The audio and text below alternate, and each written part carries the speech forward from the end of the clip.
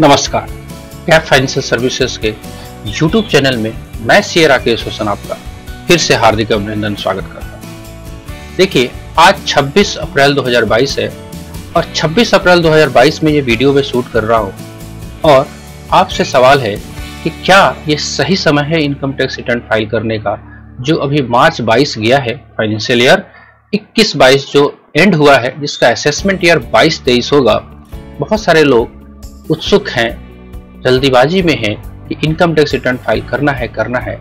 तो क्या अभी उचित समय है रिटर्न फाइल करने का या नहीं, देखेंगे थोड़ा सा डिटेल डिस्कशन में। उसके बाद आप खुद डिसाइड करेंगे कि आपको अपना इनकम टैक्स रिटर्न अभी फाइल करना चाहिए या कुछ दिनों के बाद फाइल करना। तो आइए इस वीडियो के माध्यम से हम सीखते हैं, समझते हैं कि क्या हमारे ऊपर परेशानियां आ सकती है या किन किन चीजों को हमको ध्यान में रखना पड़ेगा अभी रिटर्न फाइल करते समय। Welcome and hello to everyone, welcome once again our YouTube channel Gap Financial Services. देखिए, जैसा कि हम लोग थंबनेल आपने देखा, क्या अभी सही समय है इनकम टैक्स रिटर्न फाइल करने का, जो फाइनेंशियल ईयर 21-22 जो 1/4/21 से लेके 31/3/22 तक का है, इसका असेसमेंट ईयर आप 22-23 कह सकते हैं। अभी अप्रैल महीना चल रहा है और अगले कुछ दिनों में मई महीना एंटर हो जाएगा। तो क्या ये उपयुक्त समय है या नहीं है, इसको आपके माध्यम से हम डिस्कस करना चाहते हैं। देखिए, जैसा कि आपको थंबनेल में ही डिसाइड किया गया कि क्या ये सही समय है या नहीं है, बहुत सारे लोगों के मन में कंफ्यूजन चल रहा होगा। उस कंफ्यूजन को थोड़ा सा हम लोग दूर करने का कोशिश करते हैं। देखिए, अगर आप इनकम टैक्स रिटर्न फाइल करने जाएंगे तो इनकम टैक्स रिटर्न फाइल करने के लिए आप एनेबल तो हो जाते हो 1 तारीख से ही, राइट। और जैसा कि आप सब जानते हैं कि इनकम टैक्स रिटर्न जो फाइल करने का लास्ट डेट है, जो नॉन ऑडिटेड केस है या इंडिविजुअल लोग हैं, उनके लिए लास्ट डेट तो है 31 जुलाई 2022, राइट। अब इतना समय हमारे को मिलता है, इसमें क्या क्या चीजें हो सकती है। सबसे पहला, अगर आप आज 26 तारीख है, 26 अप्रैल 2022 है, आप रिटर्न फाइल करने जाओगे अपने इनकम टैक्स रिटर्न का, तो अभी आपके इनकम टैक्स वेबसाइट पे केवल 2 से 3 फॉर्म अवेलेबल है, ITR 1, ITR 2 एंड ITR 4। बाकी जो फॉर्म है ITR 3, 5 एंड 6, ये सारे अभी तक अवेलेबल ही नहीं है, पहली बात। दूसरी बात, अगर आपका फाइनेंशियल ईयर जो खत्म हुआ, फाइनेंशियल ईयर जो आपका 21-22 जो आपका खत्म हुआ और उसमें लेट सपोज आपका TDS डिडक्ट हुआ कहीं से भी, आप कमीशन एजेंट है, LIC में काम करते हैं, सहारा में काम करते हैं या कोई और भी सर्विसेज जहां पे आप करते हो, जहां कहीं से भी आपका TDS डिडक्ट हुआ है, उसके लिए गवर्नमेंट का क्या रूल है। जो भी इस साल का TDS आपका डिडक्ट हुआ है, वो TDS के अमाउंट जमा कराने के लिए जो बंदे ने TDS को डिडक्ट किया है, उसके लिए टाइम दिया हुआ है 30 अप्रैल तक, राइट, 30 अप्रैल 2022 तक। और उन लोगों को TDS रिटर्न जो फाइल करने का डेट दिया हुआ है, वो दिया हुआ है आपको 31 मई तक, 31 मई 2022 तक, राइट। अब ये जो TDS जो फाइल करेंगे, तो आपको अपने पैन पे 7 जून के अप्रॉक्स में 7 जून 2022 तक आपको दिखना शुरू हो जाएगा।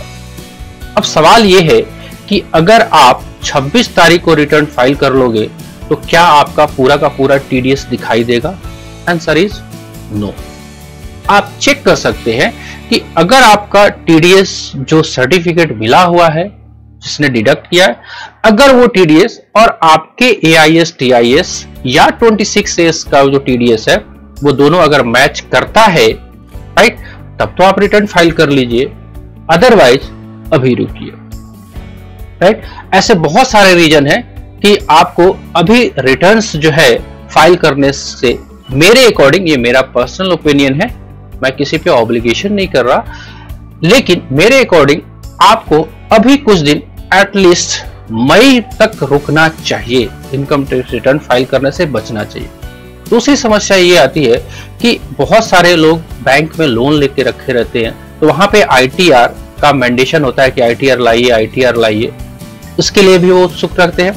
दूसरा, जिन लोगों को नया लोन करवाना है उन लोगों के लिए भी ITR की रिक्वायरमेंट होती है।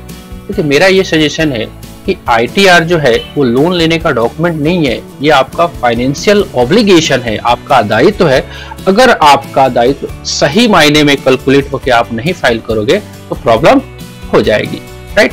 इसके साथ साथ एक और चीज भी हम डिस्कस कर देना चाहते हैं कि अगर आप रिटर्न फाइल करने का मूड बना रहे हैं, लेकिन जैसा कि मैंने आपको सजेस्ट किया कि आपको मई तक रुकना चाहिए, तो अब आप बिल्कुल रुक ही मत जाओ। आप जो है, जो भी आपका स्टेटमेंट है या जो भी डिटेल है 1/4/2021 से लेकर 31/3/22 तक का, वो अगर आप खुद से रिटर्न फाइल करते हैं तो, या जिनसे भी आप रिटर्न फाइल कराते हैं अपने प्रोफेशनल से मिलके, ये सारे जो भी आपके बैंक के स्टेटमेंट हैं, आपके GST रिटर्न्स हैं, या जो भी आपका सैलरी सर्टिफिकेट है, TDS सर्टिफिकेट है, जो भी डेटा आपके पास अवेलेबल है, जो जो रिक्वायरमेंट आपके प्रोफेशनल मांगते हैं, वो उसको अरेंज करना शुरू कर दे। बिकॉज मार्च 22 तो अब खत्म हो चुका है। अरेंज करके उनको जब दे देंगे तो उनको भी तो 4 से 5 दिन लगेगा कैलकुलेट करने में, या 6 से 7 दिन जो भी लगेगा। तो आपका एडवांस में डॉक्यूमेंट जब पड़ा रहेगा, तो जैसे ही आपका TDS शो करना शुरू हो जाएगा, तो जून के फर्स्ट वीक से आपका रिटर्न जो है वो फाइल होना शुरू हो जाएगा। ध्यान रखने वाली बात यह है कि समय जो मिलेगा आपको मात्र जुलाई में 31 दिन और जून में 25 दिन, तो इतना ही दिन का टाइम मिलता है। उसके बाद आपको लेट फाइन लगना शुरू हो जाता है। और इस बार शायद आपका जो डेट है 31 जुलाई से आगे पोस्टपोन्ड न हो, क्योंकि इस बार गवर्नमेंट जो है इनकम टैक्स पोर्टल पे काफी फास्ट सर्विस दे रही है और काफी फास्टली आपको ITR 1 और 4 भी आपको नोटिफाई हो चुके हैं और एनेबल भी हो चुके हैं। तो इन सारी बातों को ध्यान में रखना चाहिए आपको, और आप खुद ही डिसाइड करिए कि क्या आपका इनकम टैक्स रिटर्न जाने का अप्रैल और मई महीने में सही समय है। अगर आपका TDS का दायरा नहीं है, अगर आपका नॉर्मल रिटर्न जाता है, तो आप ऑफ कोर्स फाइल करा सकते हैं। बट अगर आपका फाइनेंशियल डेटा थोड़ा सा कॉम्प्लिकेटेड है, बुक्स ऑफ अकाउंट मेंटेन होता है, या काफी डिटेल्स में आप balance sheet, profit and loss accounts prepare करवाते हैं, तो अभी रुकिए।